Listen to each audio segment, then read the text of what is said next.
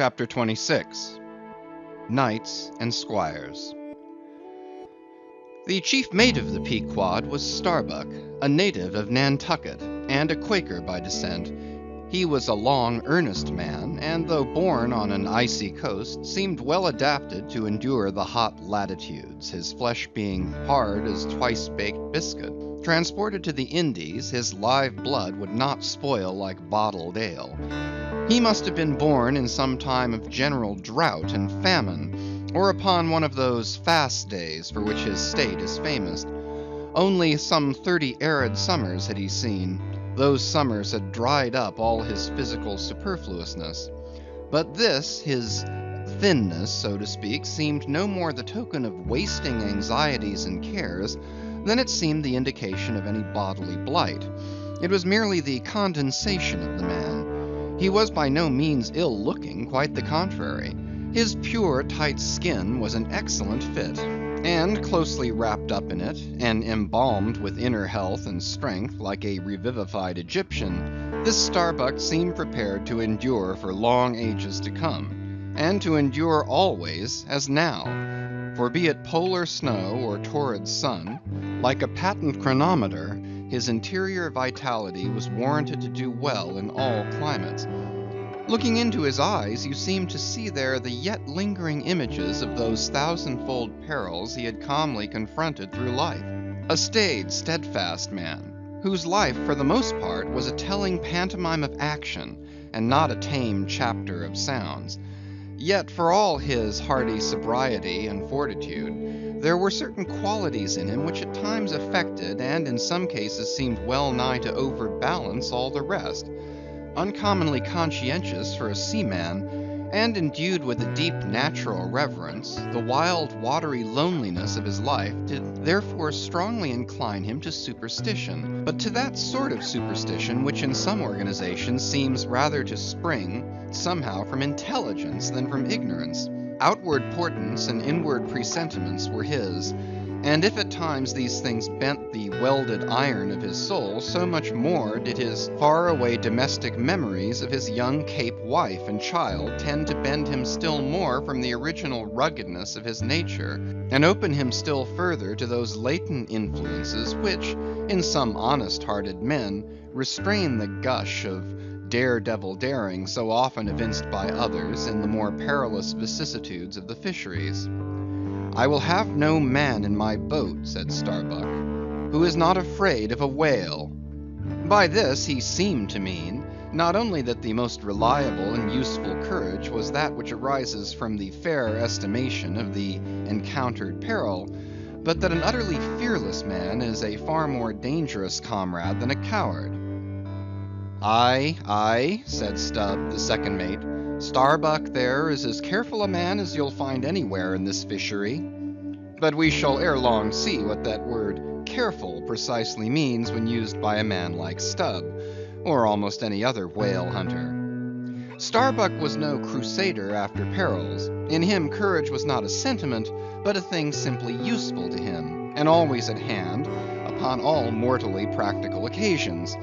Besides, he thought, perhaps, that in this business of whaling, courage was one of the great staple outfits of the ship, like her beef and her bread, and not to be foolishly wasted. Therefore he had no fancy for lowering for whales after sundown, nor for persisting in fighting a fish that too much persisted in fighting him. For, thought Starbuck, I am here in this critical ocean to kill whales for my living, and not to be killed by them for theirs. And that hundreds of men had been so killed, Starbuck well knew. What doom was his own father's? Where in the bottomless deeps could he find the torn limbs of his brother?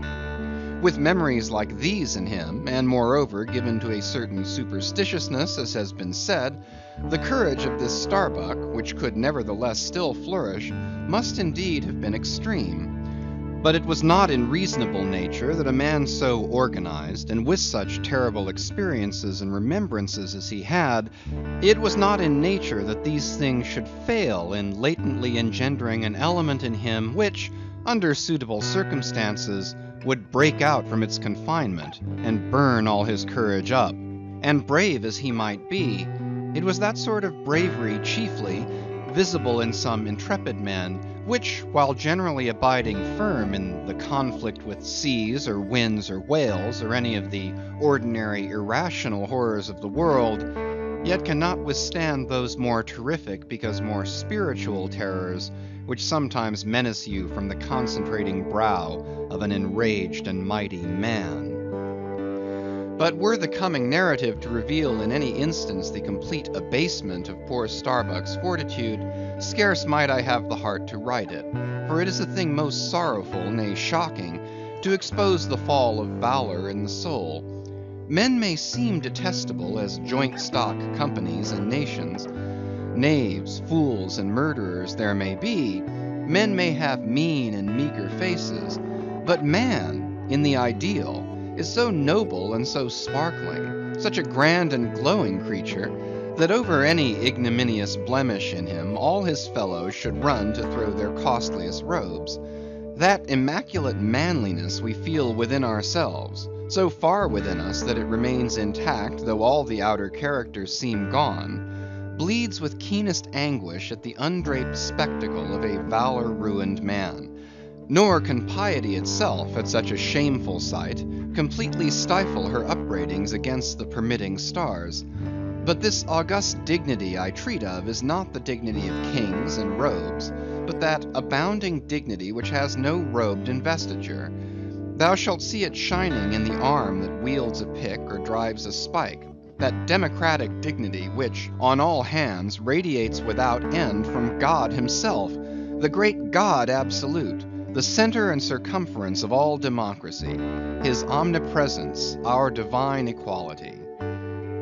If then to meanest mariners and renegades and castaways I shall hereafter ascribe high qualities, though dark, weave round them tragic graces, if even the most mournful, perchance the most abased among them all, shall at times lift himself to the exalted mounts, if I shall touch that workman's arm with some ethereal light, if I shall spread a rainbow over his disastrous set of sun, then against all mortal critics bear me out in it, thou just spirit of equality, which has spread one royal mantle of humanity over all my kind. Bear me out in it, thou great democratic God, who didst not refuse the swart convict Bunyan the pale poetic pearl, thou who didst clothe with doubly hammered leaves of finest gold the stumped and paupered arm of old Cervantes, thou who didst pick up Andrew Jackson from the pebbles, who didst hurl him upon a war horse, who didst thunder him higher than a throne, thou who in all thy mighty earthly marchings ever cullest thy selectest champions from the kingly commons, bear me out in it, O